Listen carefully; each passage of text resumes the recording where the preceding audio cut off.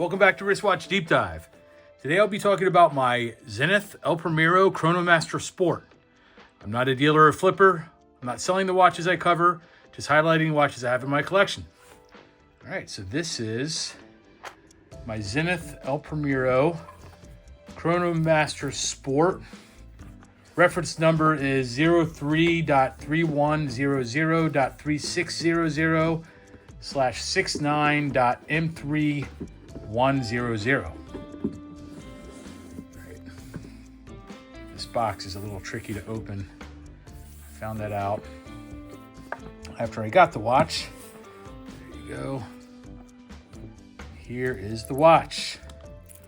I'm not going to fully close that.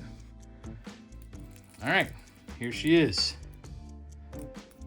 So it's a 41 millimeter stainless steel case, black ceramic tachometer bezel, 13.6 millimeters thick, stainless steel bracelet, oyster style bracelet. The movement, it's a Zenith in-house El Primero 3600 automatic movement. You can see it, there is a display case back. Allows you to see the movement. That has a 60-hour power reserve, scratch-resistant sapphire crystal, both in front of the dial and covering the movement. Push-down crown. So this has 1/10 second. You can see the 1/10 there. Chronograph complication. So one time around takes 10 seconds, and I'll do that now so you can see. So ready. So you can see that moves quite a bit faster than your normal chronograph. It's pretty cool. So there she is. I'm gonna reset it. So the small seconds is at the 9 o'clock. So you can see the seconds hand is sweeping here. And the 60-minute counter on the subdial is at the 6 o'clock. So that's minutes. And the 60-second counter is here at the 3 o'clock. Also, you can see it's very small, but at the 4:30 position is a small date window. There's green lume on this watch. We'll do a lume shot at the end. This is a white dial with 3 different color subdials. It's kind of unique to Zenith. I mean, not unique, but that's like their kind of their trademark. You can tell it's a Zenith when you see the 3 different color subdials. And like I said, see-through exhibition case back. And I acquired this watch from the AD. So, why I chose AD? The margins for the difference in price between a gray market or flipper and the AD is not that substantial. So I thought, you know what, maybe I'll buy new and get the warranty.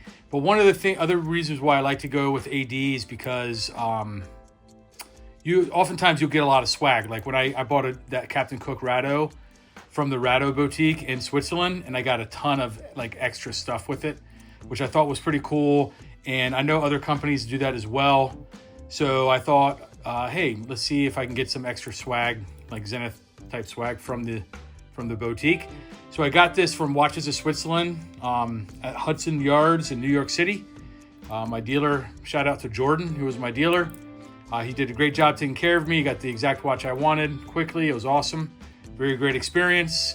So please see Jordan if you need a watch in New York City. I will say though, I was a little disappointed with the swag. The only thing that they gave me was this Zenith hat. I mean, it's better than nothing. That's pretty cool. Something that you would not get from a gray market dealer or flipper. But I was hoping for a little bit more. Like I said, other watch brands, they'll throw you catalogs and all kinds of stuff. Extra to go, like traveling cases and like a lot of cool stuff. So would have been cooler if I got more, but it is what it is. All right, so brand info. Zenith was founded in 1865 and I'm just going to put this up on the screen. I'm certain you've heard of this before. Lochley, Switzerland, by George Favre Jacolt. So George created the first modern watch manufacturer by unifying all production under one roof. So this fostered innovation and accuracy. So instead of like farming out, sourcing out other parts and pieces, his idea was, hey, let's just put it all under one roof and make our watch in-house, completely in-house. The brand became renowned for precision, and it won numerous chronometry awards. Also, in doing that, they produced a lot of instruments for the military and postal services. In 1969, they launched the El Primero model, this model here, and it won. It was the world's first automatic chronograph. The Rolex Daytona started using this El Primero movement in 1988. The Daytona, prior to that, the Daytona was just a manual wound watch. The Daytona was released in 1953, or I'm sorry, not 1953, 1963, I believe. I'll check that date.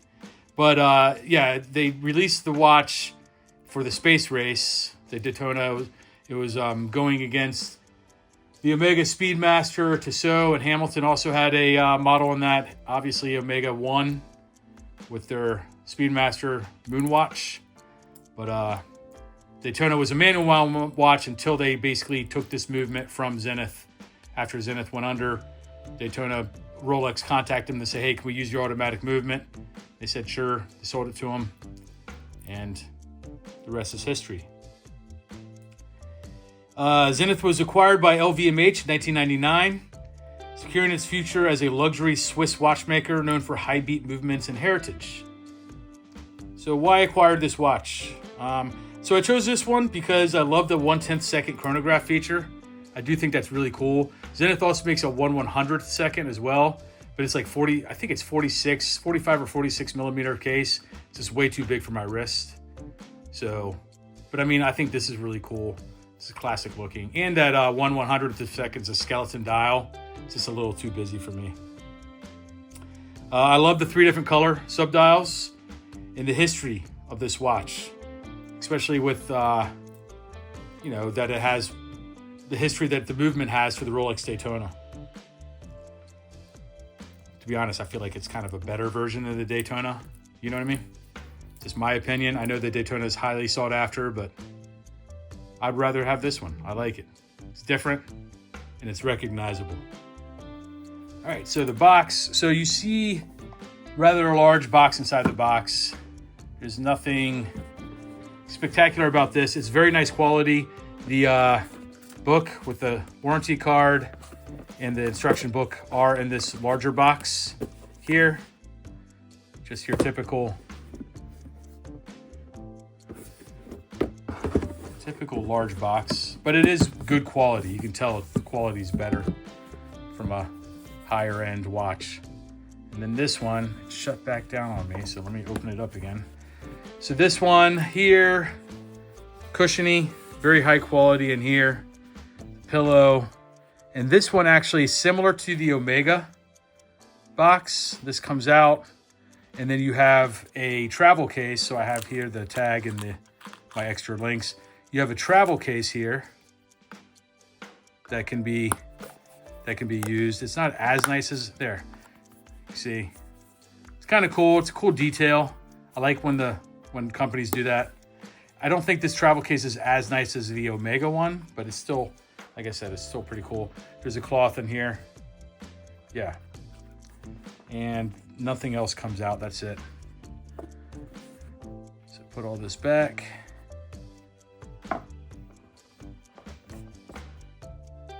Actually, I think this goes this way. And we'll do a lume shot.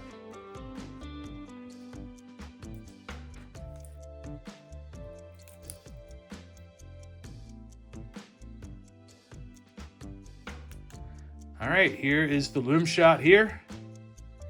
So it's bright on the camera, but I have to say this is below average lume. The indices are very, very small off the camera. It is, like, I can see what time it is. It's pretty easy to read the time, but the indices are way too small. They need more lume on the indices. So, and I don't think the chronograph, nope, the chronograph is not loomed at all. So that's kind of a bummer too. So below average, Zenith, they can do a better job. They should.